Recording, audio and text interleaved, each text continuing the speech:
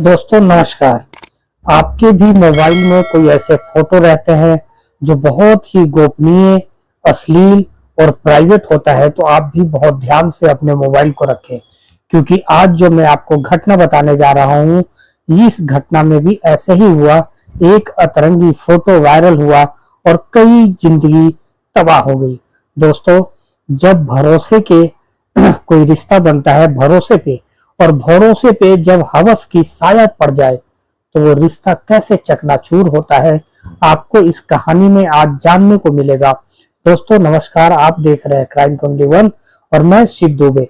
दोस्तों, अगर आप चैनल पे नए हैं तो चैनल को सब्सक्राइब करें, वीडियो को लाइक, कमेंट और शेयर करना ना भूलें, जिससे कि आप, आपके चाहने वाले, आपके जानने वाले जागरूक हो सके, एक दूसरे को जागरूक कर सके। दोस्तों, आज की जो कहानी है वो कहानी है उत्तर प्रदेश के कासगंज जिले की। कासगंज जिले में नागला पड़सी एक गांव पड़ता है। उस गांव के सिरपुरा थाना क्षेत्र का है। यहाँ पे एक परिवार रहता था। परिवार में बीबी, बच्चा, एक बच्ची और एक माँ थी। प्रमोद नाम का लड़का इसी गांव में रहता था। प्रमोद की शादी शिवपुरा थाना क्षेत्र में शिवानी नाम की लड़की से हुई थी। बहुत अच्छा दोनों की जिंदगी चल रही थी। एक बेटी भी थी दोनों की। लेकिन जो प्रमोद था ये लगातार ससुराल जाता था, जबकि बीबी इसकी अपने घर पे ही रहती थी। अकेले ये ससुराल जाता आता रहता था, कभी पैसे लेने देने के बहाने, कभी घर पे कुछ काम करने के बहाने, कभी सासू माँ की तबीयत ठीक नहीं है इसके बहाने जाता आता रहता था।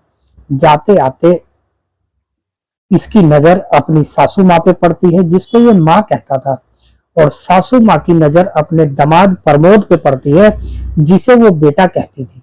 लेकिन कब ये रिश्ता बदल गया, एक लवर का हो गया, एक अय्यासी का हो गया, एक गर्लफ्रेंड बॉयफ्रेंड का हो गया, ये दोनों को समझ नहीं आया और दोनों की ये रिश्ता अय्यासी में तब्दील हो गया और परवान चढ़ता रहा।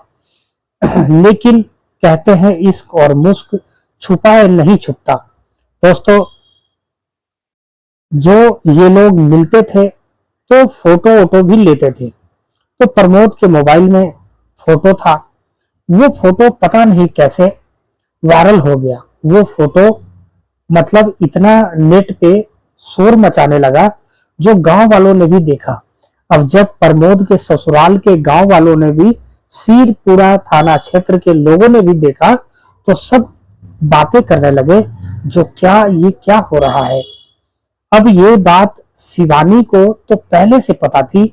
शिवानी अपनी पति से बार बार पूछती थी और रोकती थी, जो तुम मत जाओ मेरे मैके, लेकिन प्रमोद नहीं मानता था और जाता रहता था।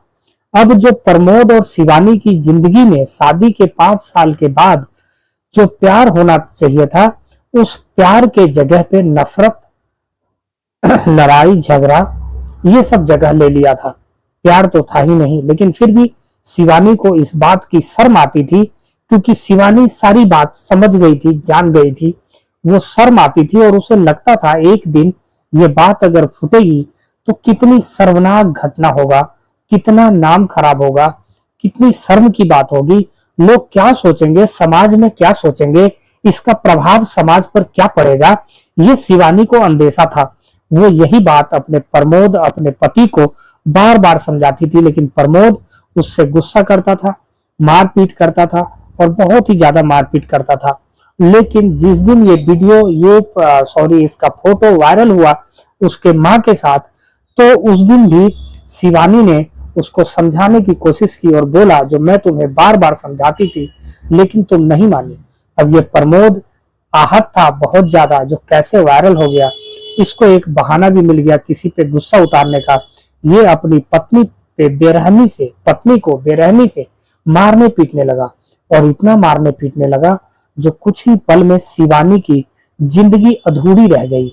उसकी लाशें पड़ी हुई, पानी का गिलास बिखरा हुआ, घर चूड़ी टूटा हुआ, बाल बिखरे हुए, बाल नोचा हुआ था, वो बिखरे पड़े थे। और ये प्रमोद भाग जाता है। गांव वालों को ये पता लगती है, शोर शराबे से पता लगती है, लोग जुटते हैं, शिवानी को उठाने की कोशिश करते हैं, लेकिन शिवानी कहाँ थी। शिवानी तो इस दुनिया से जा चुकी थी। फिर पुलिस को बुलाया जाता है, प्रमोद तो फरार है। उसकी माँ को पकड़ा जाता है, मतलब शिवानी की माँ को, प्रमोद के सास को सारी कहानी पूछी जाती है। तो अंत में यही निष्कर्ष निकलता है, जो फिर से एक रिश्ता जो दामाद और सास का था वो दागदार हुआ, तार तार हुआ। और इस समाज में, हमारी जो समाज है वो कहाँ जा रही है, किस ओर जा रही है, किसी पे भरोसा नहीं कर सकते। हर एक रिश्ते पे आजकल जो है हवस का पर्दा चढ़ता हुआ जा रहा है और वो रिश्ता बर्बाद होती जा रही है और समाज और भी ज्यादा बदनाम होता जा रहा है। दोस्तों, आपके कमेंट का मुझे इंतजार रहेगा, जो आप क्या सोचते हैं। दोस्तों, फिर मैं एक सच्ची कहानी के साथ आपके सामने हाजिर होऊंगा। तब तक के लिए जय हिंद, जय भारत।